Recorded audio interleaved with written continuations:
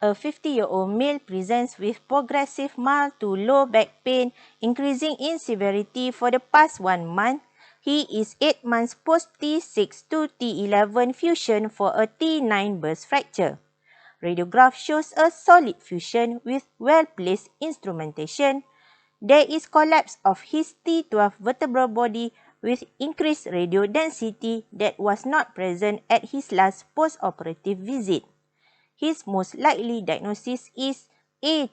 Old T12 compression fracture, B. Kummell disease, C. Schumann disease, D. Tuberculosis, E. T12 burst fracture.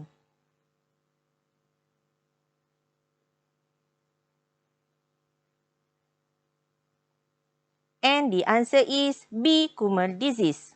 Now let's get to know about this disease. Kummell disease, KD. It is a rare form of delayed post-traumatic osteonecrosis, typically precipitated by mild or minor trauma to the lower thoracic and lumbar spine. A German surgeon, Hermann Kummell, 1895, hypothesized that the nutrition of the affected vertebral bodies is injured, leading to delayed collapse of the vertebral bodies. Pathophysiology of Kummell disease suggested the initial trigger of trivial trauma results in subtle disruption of the bony spongiosa with microhemorrhages. Subsequent vascular insufficiency result in impaired healing and delayed osteonecrosis. The etiological contribution of vascular insufficiency is supported by finding a delayed vertebral body collapse with normal appearance on routine CT imaging but with an abnormal bone scan.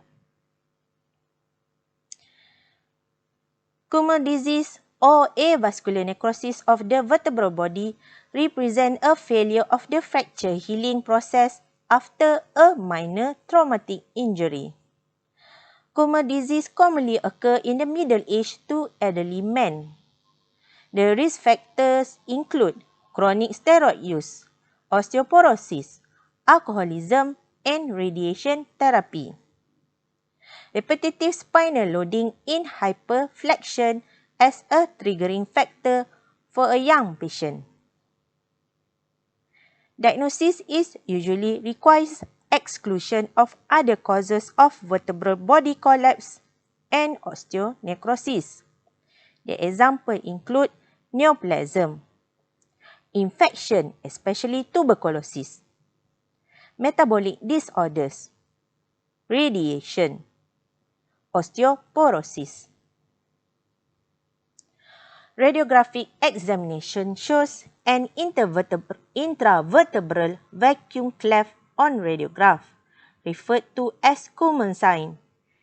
It is highly suggestive of ischemic necrosis and corresponds to the double line sign on MRI.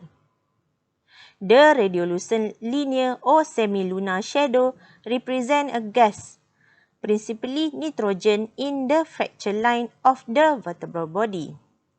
The gas presumably originates from the surrounding tissues. This picture illustrates a lateral X-ray view that shows a vacuum cleft sign or Kummell sign. One of the most characteristic features of Kummell disease is normal radiological study immediately after trauma and subsequent development of rarefaction and loss of bone tissue, leading to collapse of the vertebral body after a delay of weeks or months. Delayed compression deformity of the affected vertebral body and exaggerated thoracic kyphosis can be demonstrated on plain radiography, CT, or MRI. Vertebral osteonecrosis with an intravertebral vacuum cleft is as shown on CT. CT scan shows a compression deformities with sclerosis of the end plates and virtually pathognomonic foci of air within the vertebral body. This CT scan coronal and sagittal view shows foci of air within the vertebral body. MRI demonstrates a double-line sign, where a linear region of low intensity represents the vacuum cleft surrounded by elevated T2 or flare, fluid attenuated inversion recovery, signal of the fracture deformity or intravertebral fluid.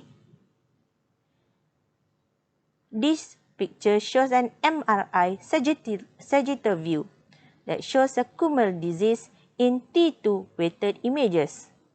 A shows a fluid collection. B shows a gas containing space. Okay, thank you.